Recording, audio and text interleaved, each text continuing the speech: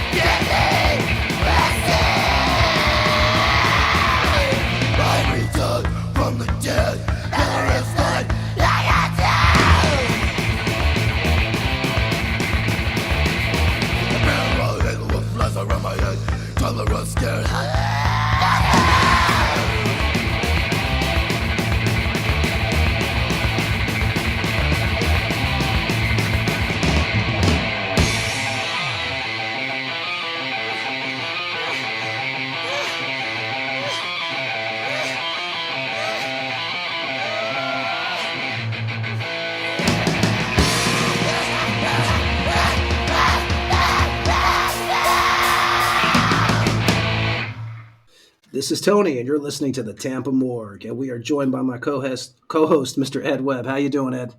What's up, Mr. Anderson? How we doing?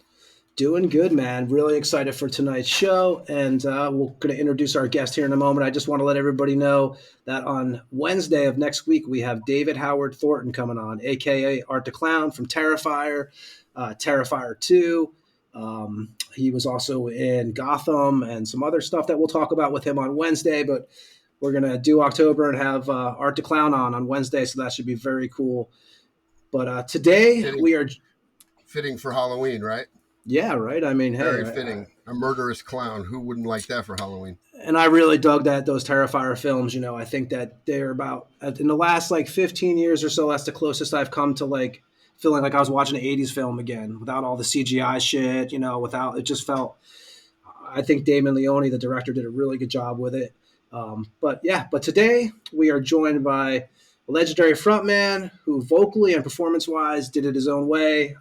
He was a huge influence on me and Ed. I know we've talked about him for years. Huge influence. And we kissed his ass before we signed on today a little bit, so we'll jump right to the interview. But we would like to welcome to the Tampa Morgue, Blaine Cook. How you doing, man? Very good, very good. Happy to be here. Dude, we really appreciate it, man. The kisses were sweet. Yeah, exactly. I know. I figured we'd take care of that before we signed on, so we didn't sound like a bunch of, But yeah, dude, we are totally. It's thrilled to have you on, actually, man. How's everything going on your end? Good. Oh, it's going good. Yeah, I'm just cruising through life. Nice. Trying to have fun when I can. How are you guys doing weather over there? Because I know you guys usually, is it the rainy season still, or it's always the rainy season? We've had a couple of weeks of rain, but it's kind of been switching back and forth to rain. It's going to get up into the 70s over the weekend. Oh, nice. But Here comes the yeah, cold. we usually get until the end of October, then it gets really sucky. Yeah, it's like here. It's starting to get. I think we're at 50 today, so it's definitely not Florida weather. But so you were born in Seattle, correct? Yeah, born in Seattle. Nice. And you went. And you moved to, what was it, outside of Vancouver to the Hazelwood area at the age of 5 with your dad and your sister? That closer to second grade. Second grade. Right. And then you wound up back in Seattle towards the ninth grade, was it? Ninth grade, yeah. Yeah, ninth grade, we moved back to Seattle. Okay, and so you started getting in Seattle back ninth grade, and you were influenced. You were seeing a lot of the flyers in the town and stuff like that hanging off of the. Not quite by ninth grade, because I was in ninth grade. That was 76, 76 and 77. Maybe kind of towards the tail end. Yeah, ninth grade, I was friends with a guy named David Ross, and I don't know. Later, he became David Griggs, and he was in 10-minute warning. When I did 10-minute did 10-minute warning later on, and he had that he was into the Rocky Horror Picture Show. So they had I didn't have a lot of records, so that was something. Rocky Horror Picture Show. He liked Emerson, Lake and Palmer, that Tarkus record. So you guys, what was a lot of AM radio for you back in the day? Yeah, AM. Yeah, because not everybody had an FM. Yeah, Funny, exactly. Right? Funny to think that was actually a thing. But yeah, not everybody had FM radio. What were some of the bands you were starting to get into? Was it like the usual, like the AC/DCs, the Yeah, Zeppelins? usual.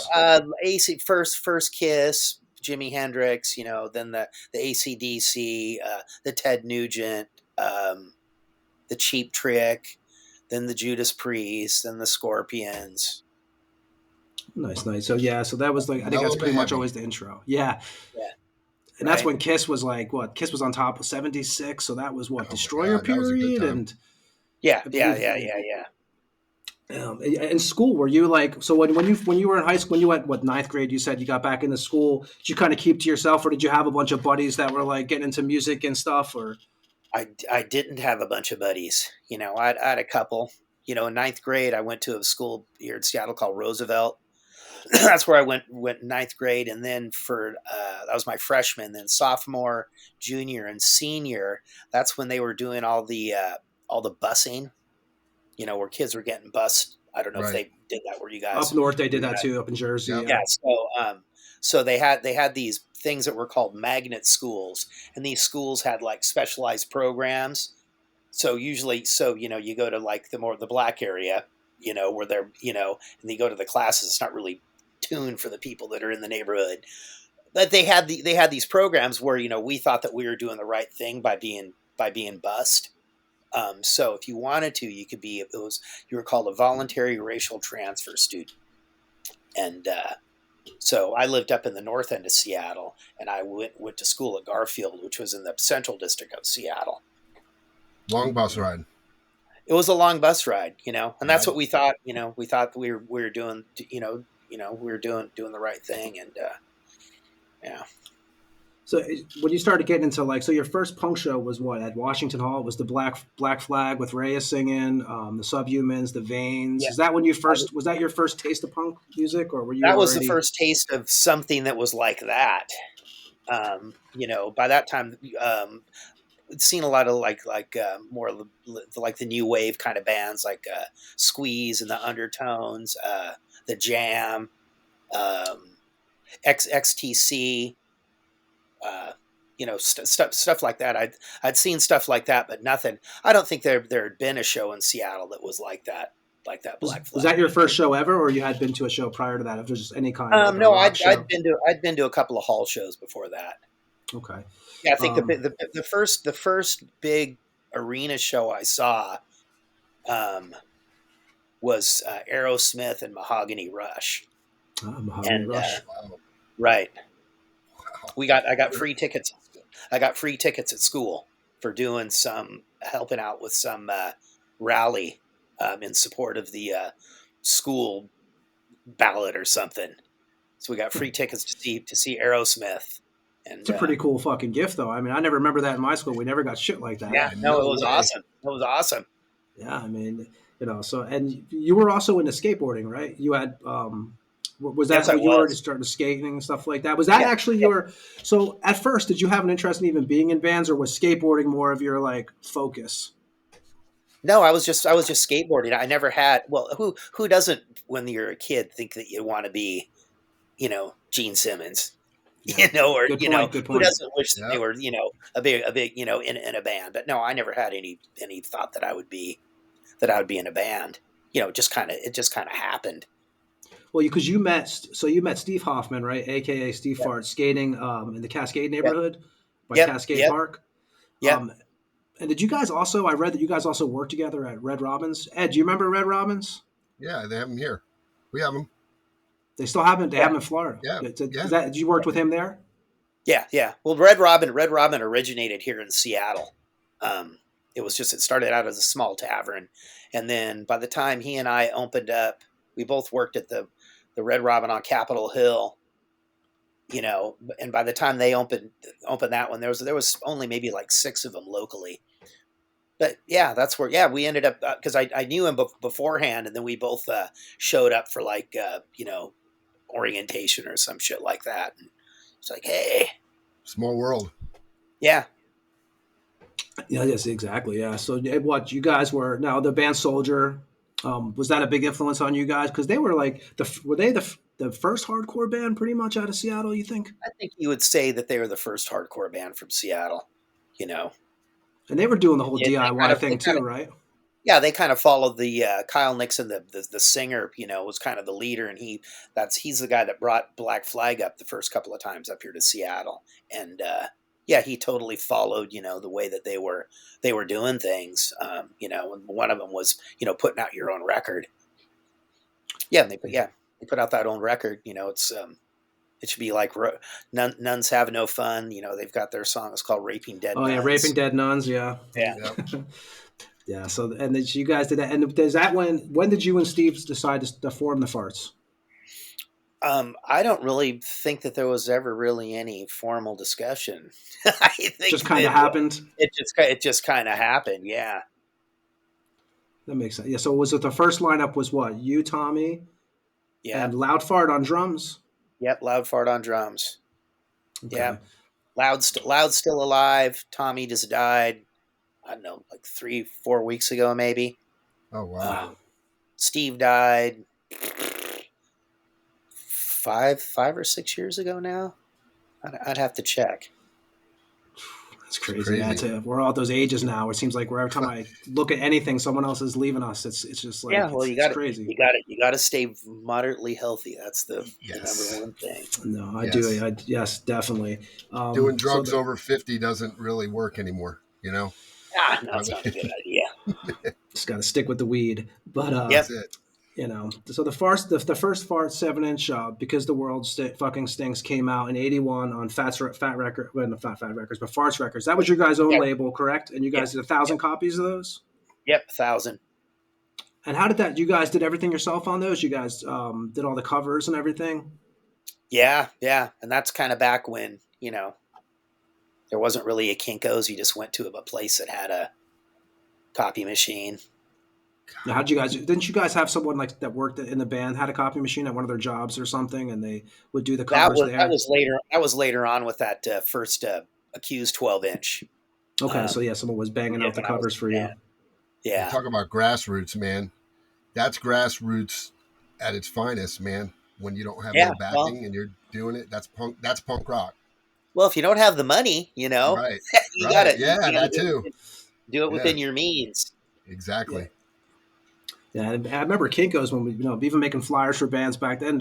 At that age, it seemed like it was a big deal paying for those flyers at Kinko's. Even it was like it wasn't cheap. But now, who actually came up with the Fartz logo? Did you design that or?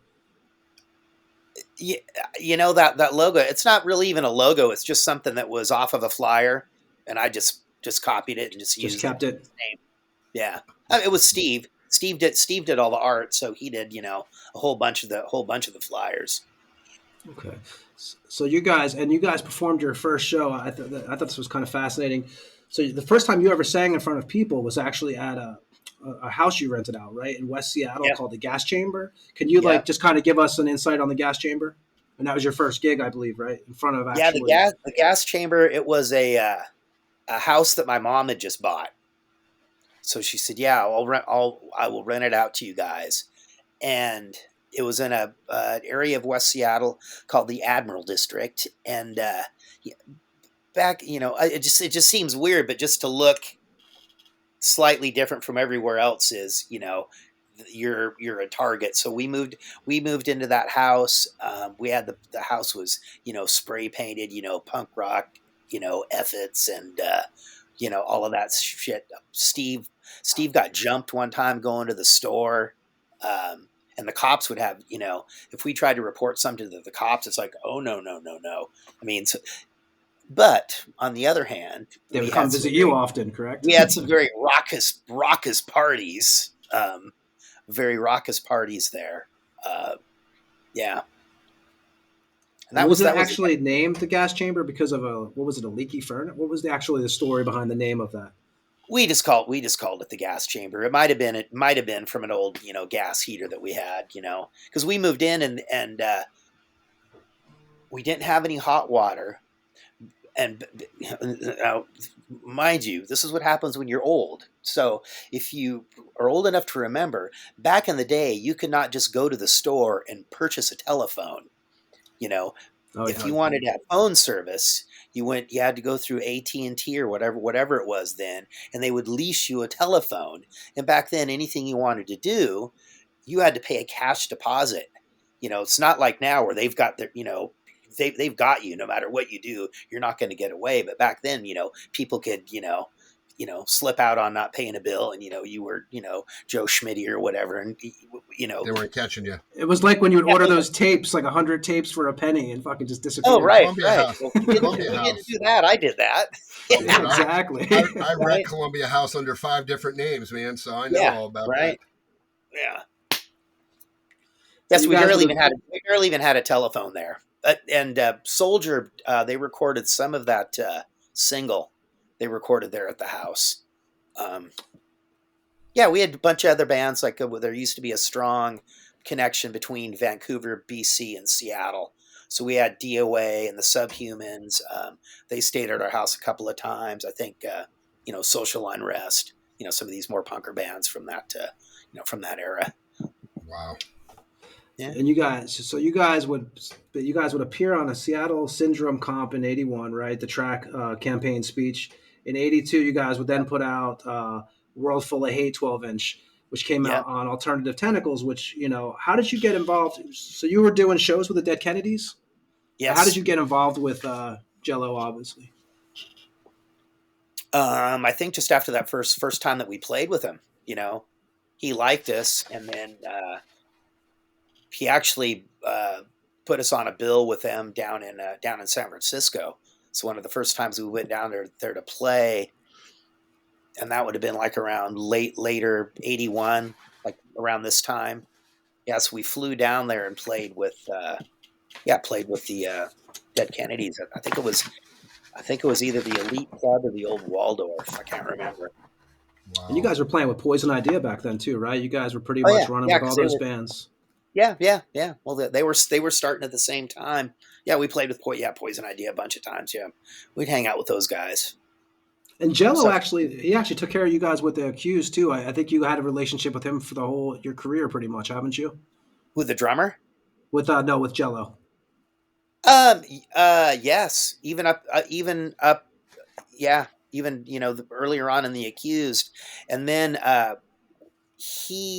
the Dead Kennedys were managed by this guy named Mike Vraney, and he did some not good things to the Dead Kennedys, and later on he was our manager and did also some.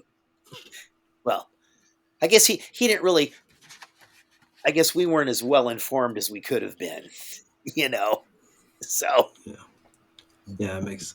So and he had that. So Mike Vraney, local guy, Time Travelers Records, shows the Showbox. We were all into that. He had that relationship with Jello, and we got to go down as the Accused. Even Jello supported not only the Fartz, but then when we did when I was in the version of 10-Minute Warning, we did three shows with the Dead Kennedys, and then with the Accused, we did just the one, I believe. In the 80s, how that was the 81, 82 we're talking. How was like Seattle was pretty bad drug issues going on there, wasn't there? Everyone, it was kind of like that time, right, where maybe people were starting, but that was still kind of more of a boutique type of a deal. It's not like there wasn't like this, never ending supply of heroin. I don't think on the, available to people. I think later as the 80s progressed, I think, that started to happen. Grunge era. Yeah. Were you roommates with Andrew Wood? Was that something I had heard? Was that true, or you just? Yeah, we rented a house with, Andy and Regan and a couple other guys from Bainbridge, and then later on somebody else. But yeah, another house that my mom had. my mom was very kind when it came to like buying houses on the cheap and then finding some suckers to rent them out like really, really quickly. Yeah, we had a big house. We jammed in the basement, but that was kind of like a point in time where the cops had just, anytime we'd play, the cops had come. I was going to ask you about that. Yeah, were the cops always up your guys' ass back then? Yeah. Well, cops came to everything back then. That was just like it was. I mean, now it's not. They don't come at all. Fuck, it's not like that now, man. I mean, there's right now in Seattle, there's maybe 3 or 4 different places where kids are doing shows, like just in parking lots or skateboard parks or wherever in the. Different times. Yeah, it's totally different world now. Yeah. And you guys would play in Portland in '82, right at the Met, with Poison Idea, the Reflectors, and the Accused jumped on Rejectors, and the Rejectors, and the Accused jumped on the show. Yep, they showed up. Yeah. Is that your first time seeing them? What was your thought when you first saw them, and did you guys hit it off right away? I'm pretty sure that I knew them before that show. No, I didn't know them before the show. They were friends with the guys in the Rejectors, who were just a couple of years younger than us. Yeah, I mean, the stuff they did, the pre-splatter rock stuff is kind of just like, it's just kind of generic, hardcore, of the era. Okay. So, and then so you guys go on, and then Tommy quits the Fartz, right? And is replaced by Paul Soldier. Yeah. And then, I'm sure, you get tired of hearing of this name, but it comes up. Obviously, it's a big part, of history in general, I guess, with music. But you guys, Duff McKagan replaced Loud Fart on the drums. He left. Loud left the band, correct? Yep. You guys did a 5-song demo with Duff on the drums. What was your memories of young Duff McKagan? Was he like just down to earth dude, or? Oh yeah, well the guy was super talented, because he played drums, guitar, and he played everything, right? I think he played everything, even at that point. So yeah, I mean, where I only played with him was just like a short. We did the last shows that we did with the Fartz were like right about now in '82, and we did like 3 shows where we played with Discharge and the Bad Brains on a couple of them, like these big shows that they used to have in the '80s, where it's Discharge and the Lewd and the Subhumans and DOA and the Circle Jerks.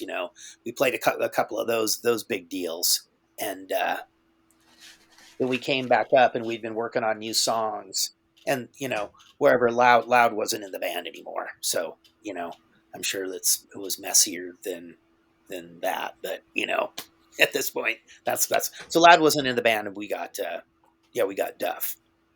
How was the shows back then? Did you guys have me and Ed always talk about how, like, we had the whole skinheads hated the metalheads back at one period of time when we were growing up. Was that an issue back at that time period over in Seattle?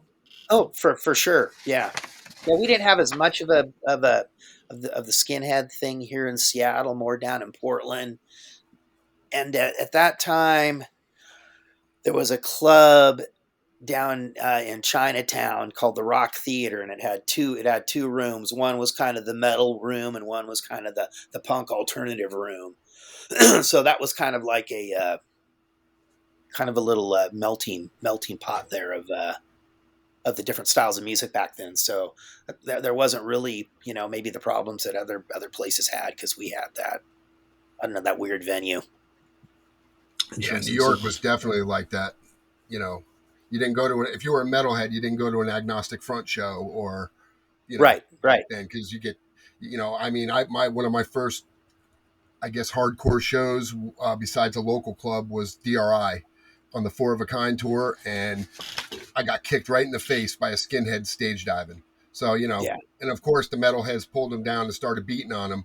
But that was the first time I saw the two fashions like together, and Yeah. it didn't work so well. But, but over time, obviously, things got better. But yeah, that was a weird time for that kind of stuff. Yeah, we Well, we were supposed to play with Agnostic Front. We did this tour with GBH, and we were playing at the Ritz. It was GBH, Agnostic Front, and then us. And one of those dudes was in jail, so they ended up not playing.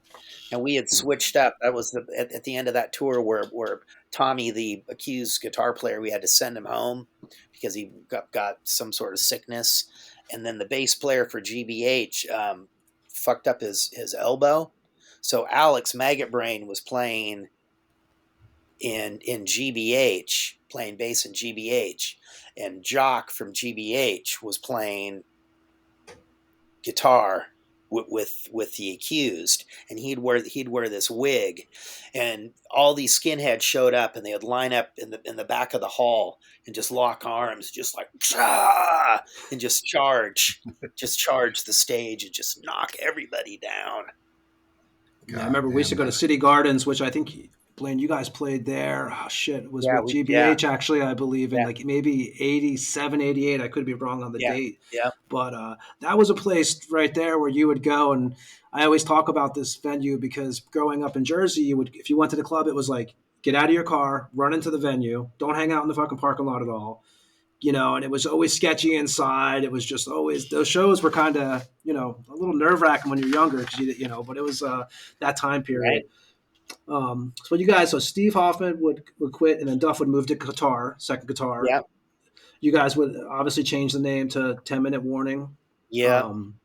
You guys would do shows with the Boot Boys, Culprit, the Wild Dogs, Dead Kennedys, Bad Brains. Yeah. Then you would leave 10 Minute Warning. Was that a tough transition for you? Yeah, they kicked you out. So how, it's always, we've all been there. I mean, was that pretty devastating at the moment when it happened? Oh, yeah, totally. Yeah. It's kind of then I got over it. It was better. It was better for me. And you guys did you guys do another Fartz reunion in '83? A show or two? We did another Fartz reunion. That was like in '99. Okay, for some reason I thought you guys did another show in '83, but you also we did do one. We did that July 4th show in '83, and that was the only abortions. Dayglow Abortions, yes, right. Oh my God, I'm hearing fucking band names I haven't heard. It was a Fourth of July show. There was a lot of firecrackers involved. So you would do that show. You also had another band, right? So if you could, I've heard about this band. I don't know much about it. It was Mr. Stubbs and the Carnivorous Chicken Band. Can you let us know? Yeah, I jammed with. At this point in time, once again, I was living with my mother, actually in the basement of her house. She had this little teeny room off the side of her laundry room that she let us jam in there, and I was jamming with this guy named Pat Quirk, who. If you lived in the Pacific Northwest and you're into skateboarding, he was like a legendary skateboarding figure. And another buddy of mine named Donald Brown. We had this band called Mr. Stubbs. because Donald Brown had cut off the tips of a couple of his fingers. He was working at a place that made skateboards early on in the early, mid to late 70s skateboard era. So he was Mr. Stubbs. So it was Mr. Stubbs and his Carnivorous Chicken Band. And you were playing guitar in that, right? I was playing guitar. Yeah. Yes, I had a Les Paul Jr. with a Bigsby. I had a little silver tone. I don't know, combo amp, maybe 20 watts. I had a couple of effects pedals. It was pretty badass. So 84, April of 84, you're at a GBH, March of Crimes show, Fastbacks, and you were asked to join the Accused, right? How can you kind of... That was just it. Yeah, Dana and Chewy came up, and I'd been hanging out with those guys, by then for a couple of years. We were associates, and they had said, if I wanted to join the band, and I said, yeah, sure. And I don't know, a week or so later, Dana's mom drove them all down with all their gear, and we jammed in my mom's basement. Mom's basement. There you go. Thank you, Mom. Yeah. Yeah. Did you guys hit it off right away? Was it kind of like I know obviously we all, in bands, we all get to the rocky point, but at first was it just like kind of... Oh yeah. No, this is going to happen. Right. Okay. So before you would join, they put out 3 demos and a split before you were actually recorded with them. And then you would be on the 1985 Martha Splatterhead EP, which was on a 12-inch on Condor, which was a self-owned label by you guys, right? Yep. That was us. Okay. Where did you guys record that? And what was your budget for that, if you don't mind me asking? There was a gal that I worked with at the Red Robin, and she had just moved to Seattle from Denver or some shit like that. And her boyfriend, he had a little portable studio, and his name was Chris Hanzik, and he later on was part of that Seattle scene. But he just kind of had his shit set up and kind of like a unused office kind of space in a building, and our budget was, we couldn't have spent more than a couple of $100 on it. It's just whatever we were making from shows, because those guys were all kind of like still in school. Dana was probably still in high school, and Chewy and Tom were doing community college. Wow, that's crazy. So you guys put that, had 5 songs on it, and that was the intro to. So I always wanted to ask you, and I never got the chance. Obviously, who created Martha Splatterhead? Was that your creation? That was the name Martha Splatterhead came from these BB gun wars that I used to have with these guys, and one of them, we all had nicknames. I was Zippy, obviously, and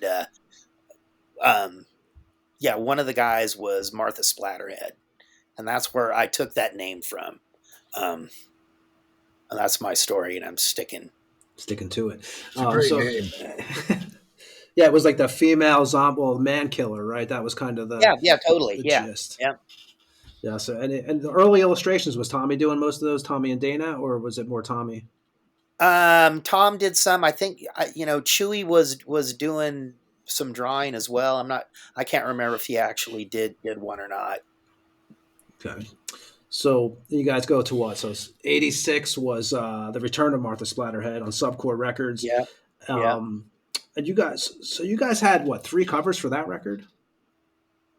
Yeah, because there was the blue cover, which I think the blue cover was supposed to be black and white, actually, right? And they just sent the blue, and it was could have been. Well, back then, anything extra, if you wanted a color, it cost you more. And that came out on Combat, right? Or 3 different labels. I think that was that the second release on Earache ever, or the first release on Earache ever? That was the first release, I believe, on Earache. Yeah. And then Combat, and then Children of the Revolution, I think, was the other. Well, Earache and Children of the Revolution are the same. So it flipped over to that. Yeah.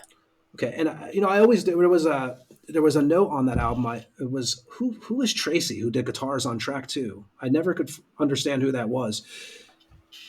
There's someone credited on that record on track 2 for Yeah, we were jamming with another guy named Tracy Bohannes, who actually did come up with music for a couple of you know of the epic songs of that era. Um, yeah, and he played rhythm guitar with us for couldn't have been very long. We did one show with him, and he did that recording, and that was about it. And I think did he only play on Wrong Side of the Grave, or was it that was the only track? I think so. Yeah, I Okay. don't rightly remember. And after you guys would leave, so that was it with Subcore, right? You guys would leave Subcore after that. Yep. Yeah.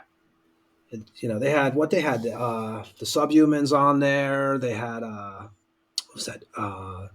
No Warning. There was a couple other bands on that label too, but he owns Pig Records now. Is that correct? Yeah, he does. He does the Pig Records thing now. Okay. You guys were also, which I mean, I'm sure Into the Skating, it was really cool. You guys also had 3 songs on the Thrasher Skate Volume 3. Yeah. I think Christ on Parade was on there, Septic Death, Gangrene, COC. Go see. Yeah, it was an Yeah, epic compilation. and was that a Japanese release No, that was for the U.S. Thrasher? Yeah. Okay. So with the artwork and stuff, I know you were really into the old comics, right? And the Heavy Metal magazine. Yeah. So so I know on the next record, you also got to work with S. Clay Wilson, who Yep. did Zap Comics, Weirdo, Yellow Dog. Because I've actually heard the story, but can you explain how you would get a hold of him to do your artwork? Because I thought it was actually The a very Checkered cool Demon. story. I was into the Checkered Demon, Which and he's on the cover, right? He's on the cover, and he's also on the black and white ad, I believe, yep, for the. yep. Yep. That's why we paid him money, like real money back then. No, he was hanging out at some bar. I think it was called Al's Bar, somewhere in San Francisco, and that's how you got in touch with him. Yeah, we sent him a letter. Actually, not us personally. Mike Varani is our band representative at the time. Yeah, sent him a letter, and and he was into it as long as we paid the price. That's And the cover exactly. that he did, the cover that he did wasn't really. He does some other stuff that's really really gory, and that's kind of more what we were looking for. The cover he did wasn't really what we were hoping it would be. So that was what Combat Records Yep, that came out Combat. on. And that was the first record with Mega Brain, correct? Yep. Now, did Chewy record? I had read or heard somewhere that Chewy actually recorded bass for that record, but it wound up they didn't use it. You guys didn't use it, and That I can't remember the exact total particulars, but we kind of recorded that record like a couple of different times at different places, working with different guys, and I believe that Chewy did record some of the bass tracks, and then I think Tom re-recorded over some of them, redid some of them, and I think that Alex did some of them as well. But I some of that stuff I wasn't present for, for all of it. So I just don't remember. were some of those songs from the Farts also, or was that just other random Accused They songs? were, yeah, yep, they were, because Mike said just do it. So yeah, Judgment Day was a Fart song. Buried Alive was a Fart song. Um,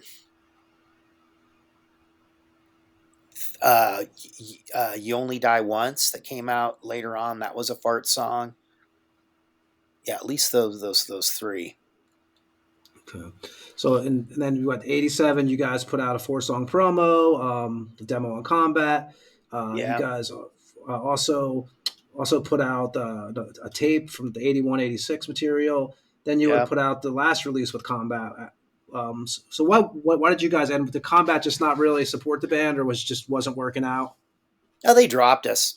That was pretty common. It's like you get one of these contracts, and it's industry standard, and then you do like 2 records, and then the budget goes way up, and they just don't want to, they don't want to pay it, so we got dropped. And that's what. So when you guys would get, I think it's one thing that maybe some bands don't know. When you guys would get the advances for the records and stuff like that, or you guys would get money for that, you had to pay that back, right? That was like a loan basically for you guys, or did you guys get to keep it? That's what getting signed to a record label is. It's a loan. Right. They People don't realize that. They don't do anything for you out of the kindness of their hearts. Everything is recoupable. That's something, a lot of people don't realize that. And, yep. And you learn it the hard way. Right. And even some bands, that like later on that, when certain music was really, popping off, and, you'd get a huge advance. And then if you don't sell enough, if you're not moving any units, you could have to pay that advance back. Yep. Yeah, a lot of people, I don't think they realize that, No, they do not. Yeah, so. Yeah. So 88, you guys did Martha Splatterhead's Maddest Stories Ever Told. You guys would actually bring Terry Date on, which, Ed, we were just talking about him a couple episodes ago because he did the Overkill, and he did Pantera eventually. But that was pre all that stuff with Terry. How was it working with him and on that record? That was awesome. That was probably the most extensive. I think we were there for like a week in the studio. No, it was a good experience. Now, did he have something to do with Sir Mix-a-Lot coming on and Kurt Vanderhoof of Metal Church? Yeah, I think maybe he had done some Metal Church stuff, and he had worked with Mix-a-Lot as well. Yeah, because those guys both came in and did cameos on that record, which is one of those lost things in Seattle music history, that both those guys did cameos. So that used to be like a big thrill, right? You would get a record and you would see like some guy was playing on a record that played another band. Now I think it's very common. Now it's like, there's 5,000 different bands with different guys, super groups. It's like kind of set up like that. Yep. It just seems to be the way about it. But so, and for the artwork, you actually used 2 artists for this one, right? You used Rick Sloan and Jeff Gaither. Yep. How did that? How did you pull? Did they just get together and work together, or were they kind of trading back artwork? This is pre-internet, right? Yeah, they did. They did trade back and forth the artwork, and I didn't remember this, but Jeff Gaither was saying that the label had some contest, had a contest for artists to be able to do the cover for the record, which is something I don't remember, and it could be true or it could not be true, but that's how Jeff remembers it. So yeah, and they would mail it back and forth. Wow. And who were you into metal wise, Blaine? Because I know you had like a lot of punk influences and stuff. You were like into Discharge, right? So those bands, but metal wise, who were you kind of digging? Were you into the Slayers or like the Slayer, Exodus, Creator? I guess what used to be called, I don't know, speed metal back then. I don't now it's or Bay Area kind of thrash. Yep. I don't know. Now there's so many different genres, you don't even know what the hell's what anymore. Yeah. It's like, and punk wise, who were some of your favorite singers? I like. Originally, Darby Crash from the Germs, Ron Reyes, era of Black Flag, and Cal from Discharge. Okay, so you guys would do that album, and then '89, you guys would put out another promo demo, a split, the Hymns for the Deranged EP, on Musical Tragedies, and you guys also would add Josh Cinder on drums from Crisis, Tad, eventually Grunge Truck. How did Josh get involved with the band? We probably had an ad out. I think we had an ad out. There was a local, music paper, free paper like they used to have, called The Rocket, and we probably had an ad in The Rocket. And you were on the cover of The Rocket, weren't you, at one time? I was. I heard you did that. That wasn't a big thrill of yours, was it? Or was it kind of? It was. I had never had. I'd had my picture taken at school, and Right. and maybe a family function, but I'd never been put in a situation where I was supposed to stand, in front of a guy Pose. with a Yeah. camera and make Pose. a pose. So Get the famous that, pose, exactly. yeah, So 90, you guys would do Grinning Like an Undertaker on Nasty Mix. And so for that for that record with the Nasty Mix, so that was actually a good experience for you guys, right? You guys, the art was done by Jeff Gaither. It was you, Alex, Tommy, and Josh. yeah. And at first, was the label really involved with the band? Did you guys feel like it was going Um, in? well, when they did that record, they wanted their in-house guy to design the cover. So they there was actually a different cover for that record that they didn't use. And they took a piece of artwork. I mean, actually, they didn't. They just kind of did it. And Jeff Gaither's still a little. He's still a little miffed about it all after all these years. Oh, But really? yeah, so they just kind of, they wanted to design the cover. So I guess that was the only downside about the relationship at that point in time. But yeah, they were behind us. They didn't really thoroughly understand how we did things and how you make things work in the world that we were in, which is kind of detrimental for them because it was kind of when you're doing things on your own, you're usually doing it the simplest way. And Who was on that roster? Because you guys kind of like stood out, right? It was you guys, and I mean, there was no other. Yeah, it was us and Mix a Lot, and Kid Sensation, and whatever whatever else was on the. Yeah, yeah, yeah. There was no other rock stuff. and when you guys did the '92, the Splatter Rock, could you tell a difference in like just the, I don't know, like the vibe from the first record from the actual label with Nasty Mix? Because that was your last. I think that was your last record with Nasty Mix, and you guys recorded Yeah, that in 6 days, didn't you? that Splatter Rock record. Yeah, We recorded that in like 3 days. 3 days. Damn. That's Oh, insane. yeah. No, there was a whole bunch of other stuff that was going on at that point in time that led up to making that record. And if you take that record and you remove like all of the samples and shit, I mean, there's barely 14 minutes worth of music on there. I mean, it was a real stretch. And you guys know the label was going under when you guys were doing that record? Well, that one actually came out on a label called Ichiban. They purchased Nasty Mix, correct? They purchased Nasty Mix, or I don't Weren't know. they a jazz label or something? Ichiban? They were a jazz label, and there may have been something that like Vanilla Ice may have been involved in the label. Okay. So and then so Yeah, 90. yeah. Nasty Mix was. I mean, when they were really really big for that. It was a really short period of time. They were getting a lot of stroke, and they did a party at the Space Needle that BET was there covering. So we were Nice. invited to a party at the Space Needle, and for us to smoke our marijuana, because back you couldn't just smoke weed anywhere. Believe it or not, there was a point in time when that just was you just couldn't do that. Back in the day, it actually used to be illegal. Right. Yeah, So we'd have exactly. to. So the Space Needle's really tall, and you got to ride the elevator. So you'd have to ride the elevator down, go find a place to smoke your weed, and then go back up. I don't know if actually any footage of us attending the party, made it on BET, but it was a thing. I was watching I don't know what it was, or I was listening to some interview with you, and you had said one of the greatest things, they asked Blaine what's one of the coolest things he ever got in his musical career, and it was a Nasty Mix jacket. Is that true? Yeah. Yeah. I still got that thing, man. That's awesome. So 93 would come and Tommy would leave. He would also start playing with Gun Truck. Did you when he was playing when that was how to put this? So in 93 was the band. No, this was before 93. This was before 93.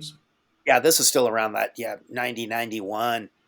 Yeah, he started playing with the Grunt Truck thing. That was earlier on, when Grunt Truck was more like this kind of side project, collaborative type of the deal. Did that affect you guys a little bit, like just the progress? Oh yeah, yeah, totally. Yeah.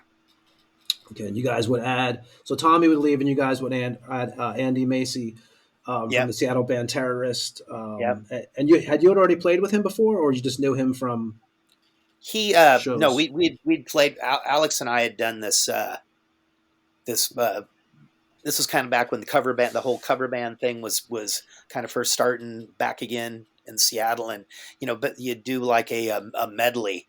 So we did this thing with him, and we were doing like this medley of Black Sabbath songs. And then we knew he was in Terrorist. And shoot, Tom, we had this European tour that was already booked, and Tommy bailed like right before that. So it's like, well, yeah, we'll get Andy to play. You guys that was so. You guys did what, 2 tours, or was it 1 tour in that time period? We did two. 2, okay. Yeah, two with him. Yeah. And you guys also play. So you also had Steve the Hippie Slayer, also from Poison Idea, back in that time period. He produced a splatter rock record. Yeah, he produced that splatter rock record. Yeah. Okay. And I know he passed away. Was it 2000? I believe it was, or not 2000. Yep. It was a couple of years. It was 4 years ago. Correct. I think now. Yeah. What was your? Yeah, it was 2000. I forget. It was like 4 years ago, I want to say. But what was your memories of Steve? Oh no, what am I saying? No, he 2020. Yeah, 2020. So yeah, 3 years ago. Yeah. Oh no, he was a good guy. No, we were close associates for many years. I met him when he was 15, and he was in Mayhem. That's when I first met him. The Portland Mayhem, not the Not other Mayhem. the black metal Mayhem. Yeah. No, he was a man that liked to indulge. Yeah, no, he came over. Yeah, he was over here all the time. Yeah. Okay. So, But he was also a little bit, so some of the rock and roll lifestyle wasn't stuff that I was into. So he was into the other bit of the rock and roll lifestyle. Yeah, you were like, so I always found it fascinating with you. You were, first of all, you were working the whole time, right? So you were playing shows and going to work the next day, and you also worked. Yeah. You also worked at with children. He actually worked, so Blaine worked at a preschool, right? And they actually knew you were touring, and you would actually. I'll let you tell the story, but. Yeah, no, I worked with kids for I don't know 15 or 16 years. Yeah, and that's one center I worked at. Yeah, they had a map in the room. And, they'd follow, where I was. And, occasionally, back in the day when there was a landline, I would call, hey. That's awesome. Yeah. Yeah, they must have, I figured that must have definitely, imagine, most of your teachers are like, especially that time period, are kind of old and, Yeah, no. Well, I was a preschool teacher. No, I was, I was pretty good. I was pretty good at my job. And I think I had a very specific technique. There you go. Exactly. That's awesome. So you would put out Oh Martha in 2005, and you guys almost got signed to Relapse. We did. Yeah, what happened there? I mean, that would have been obviously Relapse. We all know Relapse. Well, what happened there is. And you can say whatever. You don't have to say it. If you don't want to say it, you don't have to. Just so but feel free to. No, that's why we stopped playing with our guitar player Tom.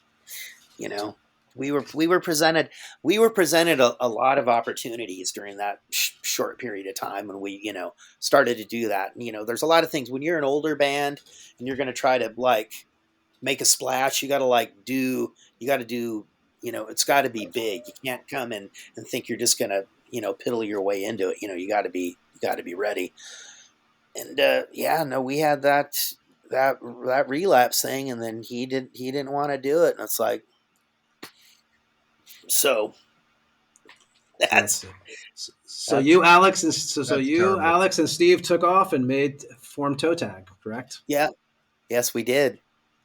And so you guys, and actually, we're going to play a song off your the latest, the 2022 release, Fangs of the Rat. So if anybody's got a piss, Ed or Blaine, feel free. I'm going to play this. We have 2 minutes and 19 seconds. So we'll be right back with you guys, okay? All right. Let me fill my water glass. There you go. Here we go.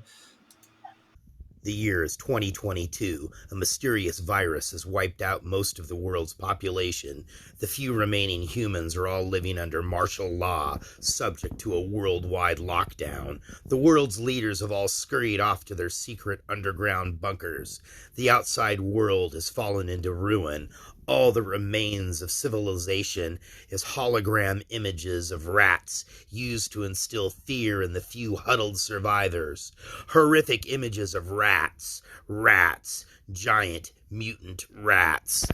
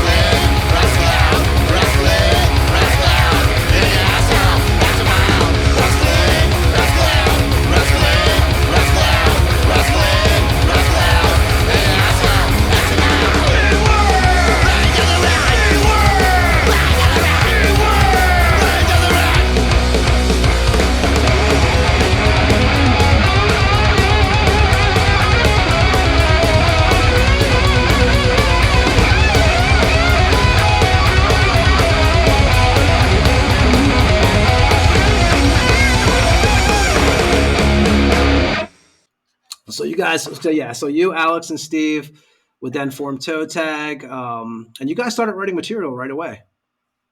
Yeah, right away. Yeah, we had I don't know, we had maybe 10 or 12 songs before we even had a bass player. Damn. Yeah. You guys would put out would put out 5 splits, a single, and an EP, and your first full length, Here She Comes Again, on Conundrum Media. Yeah, that's our label. Okay, yeah, and you guys brought in Casey Angel. Was that the first time you'd worked with him for doing art? No, he'd done a bunch of stuff for the Accused, going way back. Yeah, he did the Straight Razor cover, a bunch of stuff for that for when that Grinning record came out. Yeah, we met him first back in like '87. He was from Atlanta. Okay, and he also did what, the Throat to Scroat EP cover also. Yeah, oh God, he's done so much stuff for us, like bunch of T-shirt designs, stickers. Yeah, I think he did the art for our first single, Machete Killer. Yeah, he did the Here She Comes art. He did the Throat to Scroat art, and then there's the there's a 12-inch version of the Scroat to Throat and the Hide the Knives 10-inch. And that's on one 12-inch. He did the art for that as well. Okay. And you guys, so we're going to go to Tampa right now. We're going to have to jump there for 2011 because, so we're obviously Tampa guys, also me and Ed, and you also played with Denial Fiend with Terry Butler, Sam Williams from Down by Law. We all know Terry and Rob played with DRI. How did you get involved with Denial Fiend? I had done a couple of things with Sam over the years. I didn't do a Down by Law. It was another deal. He did a deal kind of like that Probot project that Dave Grohl did, where he's got a whole bunch of different singers. Yeah, like King Diamond on there Sam, and stuff. Yeah. Sam did a similar thing. I did a song for that. I think I may have done one other thing with him as well. Yeah, and then he asked if I wanted to do this Denial Fiend thing. So you guys, you were what the After Party Massacre split in 2011, and then Horror Holocaust 2011. Oh, and you Well, did you? the first one, I don't think I was on that one. I think that was the other dude, that Cam Lee. Cam Lee. Yeah. So, and you did some shows with them, but why did you not? It just wasn't. Was it from the distance? Was that a big playing factor in it? You being in Seattle and then being in Tampa. Was that It was strictly just a project thing. I don't think it had any. There was any okay? So it intention was of it. Yeah, yeah. We actually did. I think that's when Obituary was kind of making their first comeback, and yeah. So we did. I think we did 9 shows on the East Coast. yeah, the Obituary, man. They've been those guys. They're still rolling too. They just keep on Yeah, picking up steam. It's pretty crazy. yeah, totally. And then in 2014, you would put out another full length Behind the Mountain Records, Yeah. 3 EPs, and then and Toe Tag, basically Toe Tag and Accused AD are. You can explain this as pretty much the same band, right? You guys just kind of flip names once in a while. Yeah, yeah, yeah. And the tuning's different. Okay, yeah, that's yeah. which doesn't mean make any difference for me, but yeah, for Alex and Steve, yeah, they need to tune their guitars differently, but yeah. And you guys were also doing what? Martha's Revenge, was that pretty much the same deal too? Yeah, pretty much. Yeah, we were doing that, man, a long time ago, like '09 maybe. So when we first started to do Martha's Revenge. Yeah, same thing, because people always wanted us to play the Accused songs, and it's like, well, all right, we will. And you guys, Accused AD also released the Goal in the Mirror, Yeah, on Black House Records. And are you yeah. guys working on another toe tag? Because I know We, 2022 is the last even, one, right? what? We've been working on new material since we recorded last time. We don't have that many songs because we kind of, we just do this for fun. So it's not like we ever, get together and jam and it's like, all right, we got to knuckle down. We got to do this. So things are fairly relaxed. And we've, over the years, we've learned all these different Accused records. Because people want us to play this stuff live. So it's like, we had to learn, we were doing the More Fun Than an Open Casket Funeral record all the way through. Then we learned the Return of Martha Splatterhead, and we were playing that one all the way through. And we've learned, we're doing about half of the Maddest Stories record right now with the medley of the other ones. There's only so much time, but we've got right now, we have three solid tunes that are ready to go. Okay. You guys played it all this year? Live shows? Yeah, we have. Yeah, both bands. Yeah, we're playing. We're doing a toe tag set here in a couple of weeks with the band Overdose. Yeah. It's they're one of these bands where guys live everywhere, but they call New York their home. And you guys did some touring with Municipal Waste a couple of years ago, correct? Or some shows with Municipal Waste? We did during that last reunion that we did with the Accused. So that would have been 05. We did like 3 shows with Municipal Waste. That's when they were young guys just coming up. Now they're it's crazy how time flies, isn't it? Yeah. Yeah, we did a Martha's Revenge thing where we opened for the Waste. And we've done a couple of Accused AD things where we've opened for the Waste, and we've also played with Cannabis Corpse too. Phil's other band. We've played with them, and we've played with Bat a couple of times as well. I know Bat, yeah. I mean, it's crazy. That's one thing is, you go over, like before we did this interview, I said, man, it's so, 40 years plus, how do you cut? It's like so much shit. It's like, there's just, especially you got the Fartz, then you got the Accused, then you have so much other little things to it. There's just so much, it's also Blaine started, for those who don't know, I know you're not doing it anymore, but so I'm a restaurant guy. I worked my whole life, doing bands, working in restaurants, and you own the burger place Zippy's. Yeah. which had one of the coolest logos, man. I tried to get one of those shirts back in the day. Well, that's Casey Angel. He That was did a all the great art for logo. Zippy's. Yeah. It's a great logo. And like I said, I worked in that industry my whole life, and it's a brutal, especially if you're an owner, I could imagine.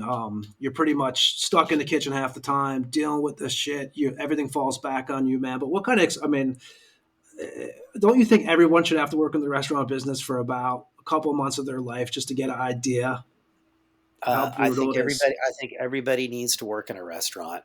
It will change your perspective of how to treat people when you It fucking would, go into these places.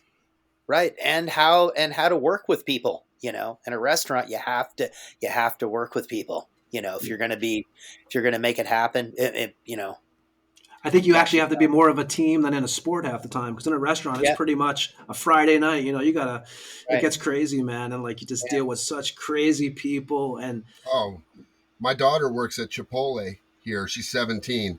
And the other day she had a chick that came in and was threatening all the little 16-year-old girls and walked behind the counter. I mean, why would you do that? You know what I mean? Why, who does that? But if you work on the other side of the counter, you probably wouldn't be that way, because you would see how sometimes things don't go exactly perfect. We're humans. Yep. Well, you see these videos online of just like customers throwing shit at restaurant workers or beating the shit out of restaurants. Yeah. Oh yeah, it's freaking crazy. And you dealt with some shit. You were robbed, you were robbed a few times too, right, at Zippy's? Oh, you were man, just dealing with robbed. When we first opened the little place we were in, we were there for 3 years. Didn't get robbed at all. Then we moved to this other place. Our main location in the White Center neighborhood, I think we got robbed like six times, maybe 8. And then for a while we had 2 locations, and I think that other location, I think they were broken into like 3 times. Oh my God. Yeah. It makes it hard to want to have a business. Yeah. And a couple of times where we're ex-employees, That's a shame, man. That's usually how it no works. no matter how nice you are to people or how well you treat somebody, once you own the business, you're the default bad guy. You're the bad guy. Yeah, that's just how it goes. And when you got into that business, right? Because you had tore your ACL, and that's how you finally decided to go into the restaurant business. I had torn my Achilles. I ruptured my Achilles tendon, so I was out for the first time I ruptured the Achilles. Yeah, it was bad. I was out for a while. Yeah, and I was looking for to do my own business, and the burger place was it was originally a teriyaki joint. It's not even a mile from our house. I thought, wow, this is just perfect. Yeah. But the stress levels of that, I have a little business here that drives me absolutely insane, and I was fortunate enough that the last years it was, I got to play the owner role, so I had some stuff to do, and it was still a 7-day a week, nightmare waiting to happen. What year did it shut down? Last year. Oh, so you had to deal with COVID too. Well, then there was that. Yeah. Did that fuck you guys up pretty good there? Business wise, no. But the thing that happened during COVID was, our numbers were the same, but everything cost more. Stuff that, if I'd buy a box of mayonnaise that I'd been buying for the past 10 years that would be between, on sale, maybe $16, maybe as much as 21. Now it was 45 or 50. Gouged. There was a whole bunch of stuff that was like, the prices just went up. And then, a lot of those tax incentives and stuff that they were offering, those were for if you kept full-time employees, FTEs. Well, most restaurants couldn't stay open long enough then to have full-time employees, so everybody's hours were cut, so a lot of, we didn't get anything. So what happened was the numbers were the same, but everything kept going up. And in Seattle, you know, the minimum wage, we always paid more than minimum wage, but you know, everything kept going up, and it just kept like chipping away at our bank profit. account, to where, you know, Yep. at one point in time, no matter what, our bank account was at a certain level. And that was only for the business. We never touched any of it. And it was always there, but just, you know, it just started, you know, chipping away. And then, you know, the last couple of months we were, you know, having to, you know, pay for stuff with personal money. And it's just like, you know, I Makes it not was worth it. weird. No, it's not worth it. No, it's not worth, you know, 99 cents worth of effort to make a penny, you know. How much better do you feel now? It's like whenever you see someone go in the office as a president, right? They look like they age about 25 years in like a 2-year period. I mean, when you finally, obviously, you know, nobody wants to get rid of their business, but you were also having troubles with the fucking landlord too, correct? Oh yeah, that was the crux of the deal. You know, if the landlord cooperated, we would have sold the business and everything would have been hunky dory. But they didn't, and you know. Now you can enjoy your mornings at least. You know, I mean, Yeah. because I remember when, you know, when the pandemic hit, when I went back to Florida and I was at this restaurant, and even the fryer oil was like 4 times of what it was prior. The chicken, a box of chicken, it was crazy. Like just the cost Or of everything. gloves, you Gloves, know, gloves plastic, now, yeah. gloves To go now, boxes. yeah, PPE. You know, it's like, you know, it got to the point with the gloves where if I wanted to go buy them, they would only sell me 2 boxes at a time. You know, it's like, shit, dude, I got like, you know, throughout the day, I got like 12 or 16 people that are working there. You're supposed to You know, change I need gloves all the more. time. I need more than this. I need, you know. No, they Yeah. want you to cross contaminate food, so this Right. way Yeah. people get sick. Yeah. Yeah. It was crazy. Yeah. Crazy. And you were still playing at this time too, so you had like that. This was on the back of your brain probably the whole time. As you when you got a business, you know, it's Oh yeah. drive you Yeah. insane. Oh, when we first opened, you know, I would, you know, I'd have to work the following day, and you know, we'd play a show, and I'd be sleeping in the van, Wow. you know, just because I'd been, you know, that's, Yeah, you know. I Tony will tell you, man, that we go down to Miami, play a show, and I'm like, dude, we got to get on stage because I got to work at 8 a.m. That's You know, reality when you got to go. and we're Yeah. 4 hours drive back to Tampa, and I'm like, bro, Yeah. we got to get this going. Yeah, I Yeah. mean, it sucks, but it's, you know, we're not Kiss. Yeah. Right. Yeah. Yeah, I mean, Well, but other than, you know, but the other years of the restaurant, you know, it you know, it was, you know, we were popular, we were successful, you know, we were fairly, you know, financially sound. you guys were on the Food Network, and I wanted to ask you this because I find this interesting. So they were on the Food Network, Ed, but they couldn't get on diners, drive-throughs, and dives because they didn't fresh cut their fries. Is Yeah. that a fact actually, or is that Yep, like that is it. Yeah. Yeah. We got a lot of stroke because when we first opened, that's kind of like when the whole social media deal was starting. So we were kind of able to, you know, there wasn't as many, you know, now it's like there's so much shit out there. How do you know how you get your stuff to wherever it needs to go? And the fact that there wasn't that many outlets. And they diners, drive-ins, and dives. They called. I don't think we had been open 6 months when they called, because we used to. Our deal was we'd grind. We'd just have a piece of chuck, cut it up, and run it through the grinder. And that's what we'd make that was our burgers. You know, that's we were able to do that for the first 10 years, but after a while we just, you know, we would never be able to charge for our burger, you know, the amount of effort that was going into it. Right. And that's how we got so much stroke when we opened. Yeah, diners, dine-ins, and drives. They ditched us, but we got, you know, in a bunch of magazines and stuff. You guys were on a show, right? You guys were on a diner show, but it was something different. We were on a show called Mystery Diners. Mystery Diners. And sometimes you can see the episode on YouTube. Sometimes you can't.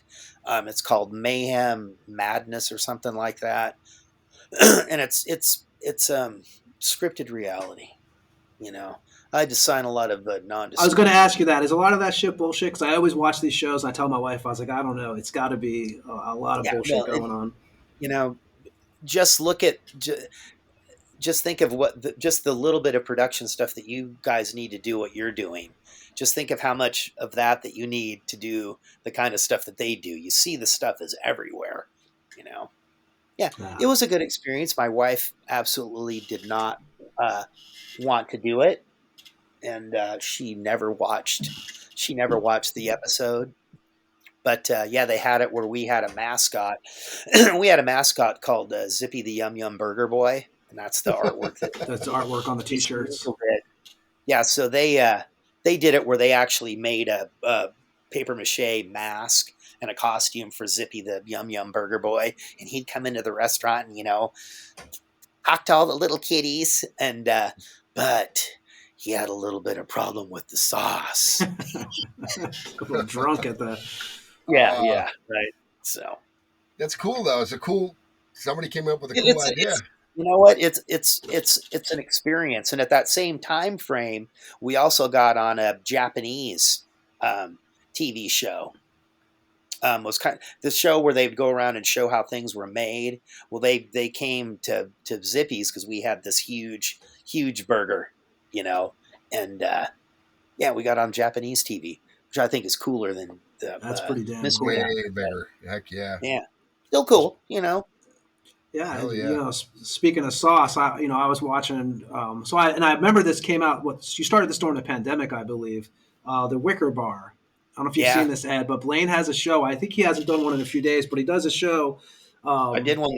I posted one this morning. You posted one this morning, yeah. So, I'll let you go. Give your channel and tell about your. Because I think it's really cool, man, and it's cool little setup behind him. I mean, he's got the whole bar set up and everything with skeletons and shit. It's pretty neat. Yeah. No, I started that during the pandemic. Happy hour at the Wicker Bar. I started just doing stuff in the kitchen. And then so I've got the space down in the basement. I'm going to set it up, down in the basement. You were cooking at first, right? I was doing some cooking stuff. Yeah. Okay. I don't do some. Yeah, I do the cooking not as much as I used to.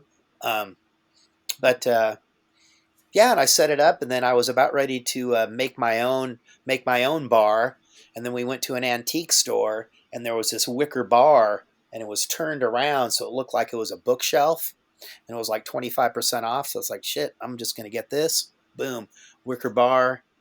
My nephew comes over and he says, yeah, you should call your show the Wicker Bar. It's like, well, yes, I should. So yeah, happy hour at the Wicker Bar. Yeah. Yeah, I delved in. I had a whole bunch of these old cocktail books. And it's like, once I started going through the bookshelf and I'm pulling them all out, it's like, damn, I've got a lot of cocktail books. And, I just started getting into some of the old cocktail recipes. And your wife just films, so your wife films it for you, so you're set, right? It's like an in-house production. Yep, totally. Yeah, nothing fancy. I don't do any editing, or I should learn. I should get hooked up, with something to do that. But don't ask us. As you could tell, I couldn't even play the toe tag song. Yeah, Ed, when you stepped away, I couldn't get the song to play, so we'll have to add that at the end of the show, okay? When we do the, I got everyone. Yeah, I was sitting here by myself. Everyone left. I was like, shit, man, song's not playing. I was like, but I can fix it. I'll fix it in post. Fix it in post. So and Ed was asking, what was this the Black Nasty? What can you tell us? Well, you only did one release, I believe, with that, but what was that? That was a band that I was doing after the Accused, probably 93, 94. So when we did the Black Nasty. It was kind of like with a bunch of buddies of mine. We put out one CD that we put out. And that's kind of like when the whole Seattle thing was changing. We barely played in Seattle. We played like in, Everett. We didn't really do that too many shows. But that Black Nasty stuff is it's in the process of being put out on vinyl.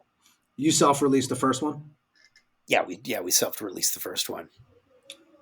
So I know you've always done the whole DIY thing. I even have nobody else can see this but you guys, but I even have, do you ever see Ed? He had, this was the all DIY, which I always appreciate, man. Yep.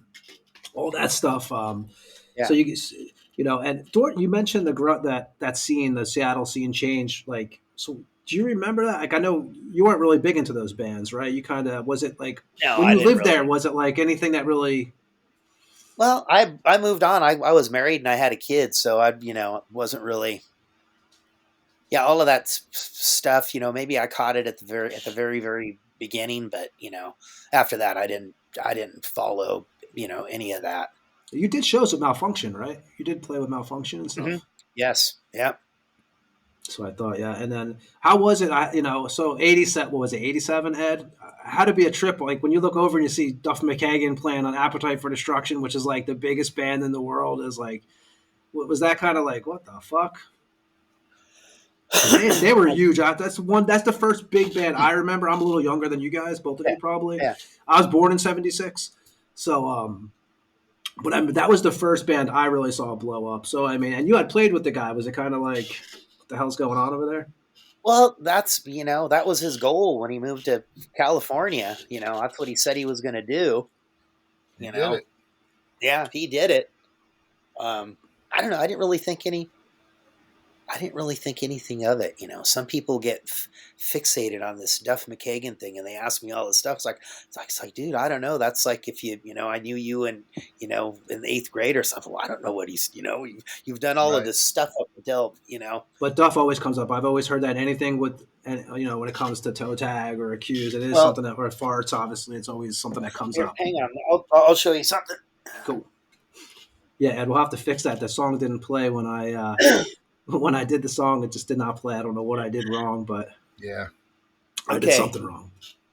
this sticker right here was on this Fartz re-release that these guys put out called "We See You Crawling," and we put this sticker on there, and this is the only reason that people associate Duff McKagan with the Farts.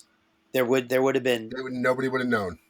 nobody. No, it wouldn't Except have been. underground. Yeah. Some people, but it just wouldn't have been a thing.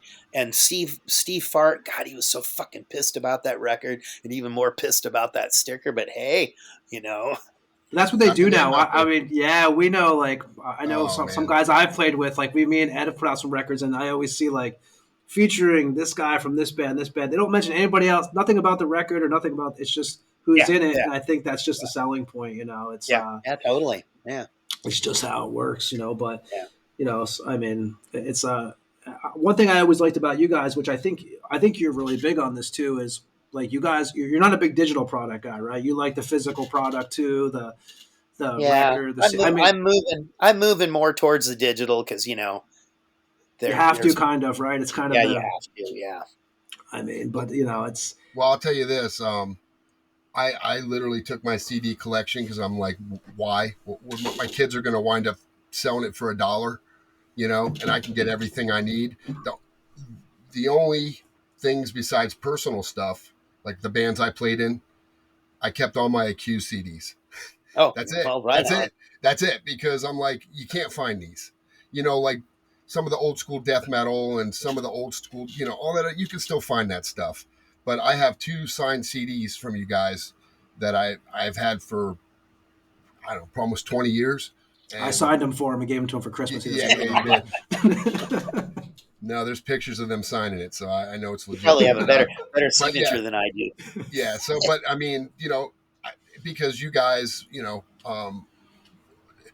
the first time I've told Tony this, he's probably tired of me telling him because when I first heard Halo of Flies, I'm like, I want to cover this song. There's something about it because you guys shifted. It's kind of almost, it's still punkish hardcore, but it had a little metal to it. The way the Yeah, guitars sounded, the way they were played, just the whole atmosphere on that whole record. And I was like, there's something about that record that just, I happened to walk across the street and my buddy's like, hey, he broke his leg. And he said, can you go to Vinyl Fever? It's a store here, a big store, it used to be, and get me these couple records. And I'm like, sure. And he goes, I'll give you $20, man. Go get what you want. And the guy said, hey, do you want to hear something that just came in? I don't think anybody's seen it. And it was The Accused. And I remember I looked at the cover and I was like, yep. I didn't even have to know what was on it, just the covers. You know what I mean? All the covers. There were all 3 records that you had at that point, and I took them home. That was it. I mean, I was always a metalhead. They were the skateboarders. I Yeah. was on the other side of the coin. And how was that, Blaine? Were you guys ever considered too? Like, was there like some of the metal kids didn't understand? Like, I thought, like I said, I love the crossover thing that you guys. Before I even knew what crossover was, I didn't even know what it was when I Right. first heard the Accused. I just liked had that punk feel to it, because I love Poison Idea and those kind of bands, and I love Slayer and those kind of bands. Did you guys ever find that some of the metal kids didn't totally get it, and then some of the hardcore kids didn't get it in a way too, because it's like, this is too metal? Oh yeah, yeah, yeah. I think Yeah, the voice I think the voice at first, because it wasn't screaming. You weren't screaming like punk rockers were at the top of their lungs. You were doing a completely different voice. Kind of like I always say, there's 2 bands that stood out back then, you guys and Cryptic Slaughter, because the vocals were they weren't normal. It was something not, I mean, and that's what I think a lot of people gravitated towards that because of that. Plus song selection, right? They would do songs like The Hearse, Yeah. Devil Woman. We were talking. I mean, there's just like, it's just it was a thing. Accused was just a little bit different than those other bands. I mean, I was always shocked that you guys didn't blow up to be bigger. I mean, here we got DRI that's still out here touring. What, 3-4 times a year they're in Florida? I'm like, it's crazy. You know what I mean? And is that where the Relapse things comes in? They could have been on Relapse, so that might have been a little bit of a maybe. Yeah, we all have a path. Yeah, we all have a path, and that's. Yeah. I'm just still glad you're putting out music and still doing the Accused songs, because I think people need to hear it. People need to hear it. It's generational and it's awesome. Yeah, sure. As long as we're presented with opportunities, there's definitely no money in it, but you make enough to break even and have a good time. That's sell T-shirts and you can make some cash for gas there and stuff, And do you guys do more? So would you guys do, like, I know like the toe tag, Accused A.D is kind of the same. Do you guys do more shows not even with the title, but like song wise? Do you guys do more of the Accused A.D stuff, or when you play live, or do you guys do a lot of the toe tag originals? No, when we play live, it's two separate deals. We're either playing the AD set, or playing the toe tag set. Yeah, we don't ever. You keep the Accused stuff out of the toe tag. Yeah, we've done. That's awesome. Yeah, we toured. We did a short East Coast tour, and when we were playing the More Fun record, and we were playing we were actually doing 2 sets. Yeah, we do a toe tag set, and then we did the Accused set. God, that's a bonus. Yeah, that would be awesome to see that. Yeah, I know. So yeah, I guess we're probably not going to see a Accused reunion of you guys. The last reunion you guys did was what, 2005 or 6? No, it ended in 2005. 2005. Mm-hmm. It's crazy. These years, I mean, you just look at it's like 2023. It's just like I said, I was looking back at the discography. I was like, man, well, first of all, I'm fucking old. I'm like, he's saying he's playing in 81, and I'm thinking I was 10 years old. I'm thinking, wow, and that's still 82. The Fartz is like shit. Yeah, man. Well, I mean, you can't stop the. Think about this: when you were 20, would you think you would look to today and think you'd still be doing what you're doing? Because I didn't. Oh no, no. It's a blessing that we're still able to do this shit. Yeah. Definitely. No, I'm happy.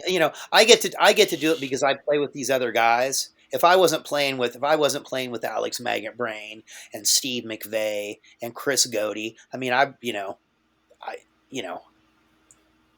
not somebody that's gonna stop playing and go form my own thing, with some other dudes and play these songs. We've been playing together.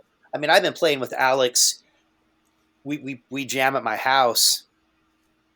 And we've been playing here at the house for 22 years, 2 nights a week, because he did the last Fartz reunion deal. He played guitar in that, and then we stopped doing the Fartz deal, and then we started to do the Accused deal.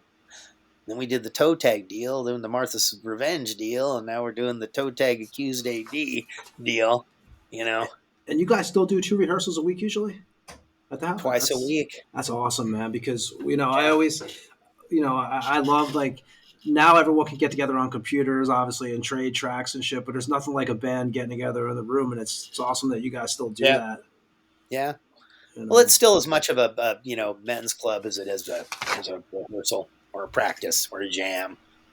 Yeah. And you guys, what the Fartz reunion? What that was 2001, 2000 to 2004 was it? 99. Yeah, like 99, 2000. Yeah, to like 2 or 3, maybe 2 or 02, 03. Wow, that's crazy. Such a long fucking time ago. Yeah, so you guys, so now, so if people want to find your, we'll rehash the Wicker Bar. What's your YouTube channel, if you don't mind giving us? Happy Hour at the Wicker Bar. Happy Hour at the Wicker Bar, and how often you posting on there usually, or is it just kind of? I've been trying to do one a week. Sometimes I do more. It just kind of depends. Okay. And for toe tag, you have, what's your official page, or are you guys just running off of the Facebook, Instagram? Facebook. We have splatterrock.com is the website. Yeah, we've got the toe tag, whatever it is, toe tag Seattle, whatever it is on Facebook. I don't remember. Our Accused stuff keeps getting taken down, so you can't look at that. But we try to. Yeah, I was going to ask you about. Is that? Yeah, it's I'm sure that's. Well, you guys. Well, that's the thing, right? With your band now, with you guys and toe tag, you guys are also. It's kind of the way it looks on the outside to a fan. It's like, if you guys get along so well, why go back to the other way if it just wasn't didn't work at the end? Now you have this band built now with toe tag, where you guys are getting together 2 days a week, hanging out, getting along. And we all know in bands, right, Ed, that's like, after a while, it's like a marriage, man. It's after a while, when it gets shitty, it gets shitty. And when it's not fun, it's not even worth doing. So if you're having fun, I guess why would you? It. Yeah, it's, Yeah. As we get older, you got to enjoy it. That's the thing, is you're not getting paid too much. If you're doing it with people you enjoy doing it with, too. That's the key. Because when you have to force something, that's when it's not fun. Well, because it's not really a job anymore, Right. For a while it was kind of like a job, and you were, you needed that to generate that income, but it's not like that now. So it's not. It's not worth the stress. Yep. No. Then you got, if you really want to do it, then you're traveling and you're, staying at hotels, and we do everything on the cheap. We get one hotel room, and we get 2 queen beds. Goes back to getting along again, because if you didn't get along, you'd fucking kill each other. Who you sleeping with tonight? That's exactly. Been there, done that. Yeah. Exactly. Yeah. No. Well, Blaine, I know me and Ed are totally. Well, we can't thank you enough for coming on, man. This was an honor, man. Sorry to ask you so many questions, man, but there's so much shit we wanted to cover, and I was trying to figure out how to do it without like bombarding you with too much shit. But it's kind of hard when you have a resume. Yeah, you didn't have any of those stupid questions. It's like, no, I don't want to do one of these stupid. Talk to these guys and have these stupid. So, what are your influences? Well, we always say that, me and Ed. We're like, how about like the ones, you see it, you can see the guys get interviewed in their faces when they. What would be your dream lineup? Yeah, is this your best record ever? They always say it's their best record ever. What else are you supposed to say? No, we kind of shit the bed in the studio on this one, but hope you enjoy it. I mean, we fucking phoned it in, but we needed to get another album out. But what was your, actually, speaking of that, really, what was your favorite Accused record when you go back? I know it's like Children, right? You kind of, I mean, I guess Splatter Rock wouldn't be one because you said there's a lot of filler, but like outside of that, a lot of. I mean, I still like it. I can't say that I have one favorite because they're all reflective of what was going on at that point in time, and the way that we operated. That's what I'd So have we to figured say. we'd ask you one of those stupid questions. So there you go. We had to ask you one of those. Next will be like, what's your favorite? What's your dream lineup in a concert? That's the one that yeah. Oh my No, God. but no, but yeah, dude. Like I said, man, we really appreciate your time and coming on here, and you were totally cool from right when I asked you, and I was kind of shocked. I was like, okay, so I'm sorry we didn't get. We'll play the toe tag Fangs of the Rat at the end of the show, and we'll plug that in there. All right. I don't know if we can fix that dead silence or not, man. But so anything coming up next? So Blaine, before we let you go, so toe tag is pretty much just playing it by ear. What's going to happen is going to happen. What we're booked up through the end of the year. We're doing the toe tag thing with Overdose. Then later on in October, we're doing something with this band called Potbelly. Then we're going to Japan for a couple of days. Then we're coming back. We've got I think we have two other Accused A.D things through the end of the year. We haven't started 2024 yet, but it'll be happening. It's getting close. It's getting close. Yeah. Well, we will keep everyone updated. We actually do talk about the Accused on the show often, so we will, we get some new music, we'll play it. And like I said, man, we really appreciate you coming on and hanging out with us. And we will say goodbye to you on the way out of here, actually, after we sign off. And Ed, anything else on your side, man? We got Art the Clown coming on next week. We had Blaine Cook this episode and Art the Clown the next one. I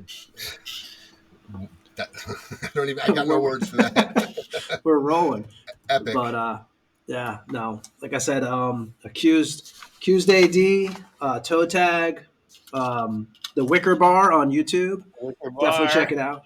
The Wicker Bar, great setup. And, you'll know it's me if you're searching for it. You see the Wicker Bar, that's the one right there. You'll know. Look for the skeletons and the the setup. But yeah, man. Everybody, we thank you for listening to the Tampa Morgue. You can find us on Spotify, Amazon Music, Apple Podcast, YouTube, pretty much everywhere so far. And we appreciate you listening. We'll be back on Wednesday with David Howard Thornton. Blaine, again, thanks, man. We appreciate you. Thank you, guys. No problem. And we shall see you all next week. Ed, I'll see you on the next one. See ya. See ya.